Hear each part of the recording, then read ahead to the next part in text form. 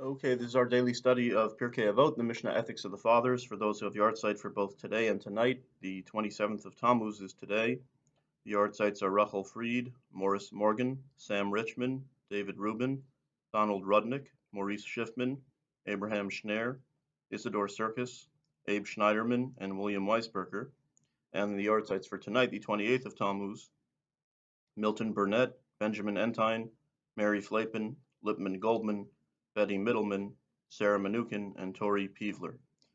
Benjamin Entine's Hebrew name is Benjamin David Ben Yisrael Ben Sion. Le'iloi Nishmasam, in all of their memory and honor, our study today, chapter 5, Mishnah 7. The link to the text of the Mishnah will be in the first comment below. So we've been in categories of tens until now, and now we're in the number 7 is being discussed fittingly in Mishnah 7. So Shiva Dvarim Bagolam V'Shiva Bechacham. 7 things characterize a bore, a fool, and 7 a wise man.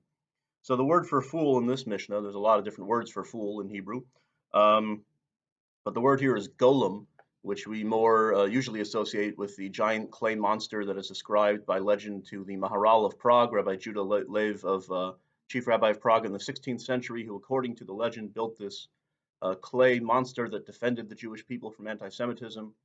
As a child, I was fascinated with that story, perhaps the original sort of superhero comic book story. But the word originally kind of means a fool. So a mindless clay monster is also called a golem, even though that golem was good. He defended us, right? But it kind of means mindless. Okay. So what is the difference between them? So we say, Hechacham eino medaber bifnei mi shehu gadol mimenu b'chachma, ve'eno nichnas latoch divrei chavero, ve'eno nivhal lahashiv, shol ke'inyan umeshiv kalacha, ve'omer al rishon rishon ve'al achron achron, ve'al ma shelo shama omer lo shamati, u'mode al ha'emes v'chilufehen bagola. So what are the 7 things? The wise man does not speak before one who is greater than he in wisdom. He does not interrupt the words of his fellow. He's not hasty to answer. He asks what is relevant and answers according to the halacha. He speaks on the first point first and the last point last. Concerning that which he has not heard, he says, I have not heard. And he confesses to the truth. And the opposite of these is the mark of the fool. Okay, so it chooses to say them in the positive, that this is what a wise person is, and just, so the opposite is what you'll find in a fool.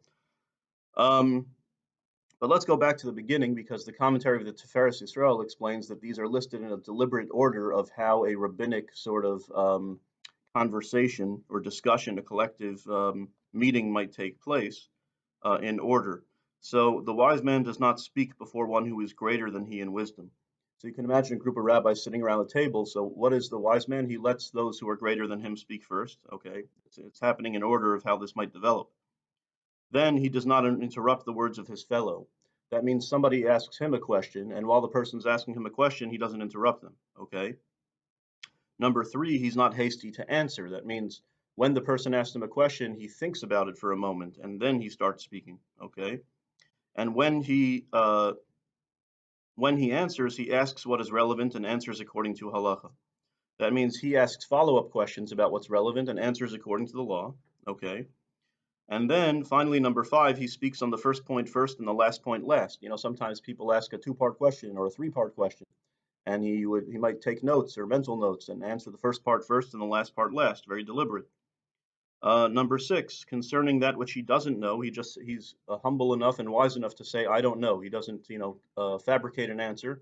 In the course of his answering, he says, I don't know. And finally, he confesses to the truth.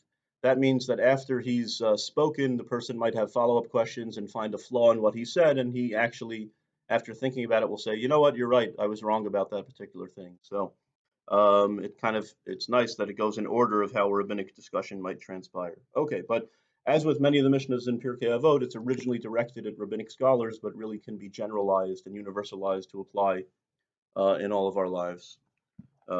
Picture a sort of a corporate board meeting or whatever, any kind of meeting, and the lessons really apply pretty much just the same.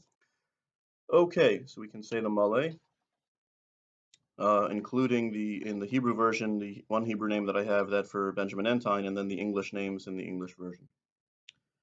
El malei rachamim shochein b'meromim hamatzei menucha nechon al kanfei hashechina b'malos kedoshim v'tahorim kazor harakia mazhirim es nishmas Binyamin David ben Yisrael ben Sion v'es kol ha'askaros shel hayom v'shel halayla shel chuli olamam ba'avur shemispalim bat haskaras nishmasam v'gan eden tehem menuchasam lachein bal harachamim yastireim b'seiser kenafav liolamim v'yitzror b'tzorachayim es nishmasam Adonai unachlasam yanuchu b'shalom mishkvasam v'nomar amen. And in English, O God, full of mercy, who dwells on high, grant proper rest on the wings of the divine presence, in the lofty levels of the holy and pure, who shine like the glow of the firmament. For the souls of Rachel Freed, Morris Morgan, Sam Richmond, David Rubin, Donald Rudnick, Maurice Schiffman, Abraham Schneer, Isidore Serkis, Abe Schneiderman, and William Weisberger, whose yard sites are today, and Milton Burnett, Benjamin Entine, Mary Flapin, Lipman Goldman, Betty Middleman, Sarah Manukin, and Tori Peevler, whose yard sites are tonight, in whose memory we study and pray. May their resting place be in the Garden of Eden. Therefore may the Master of Mercy shelter them in the shelter of his wings for eternity. May he bind their soul in the bond of life. Hashem is their heritage. May they rest in peace. Let us say Amen.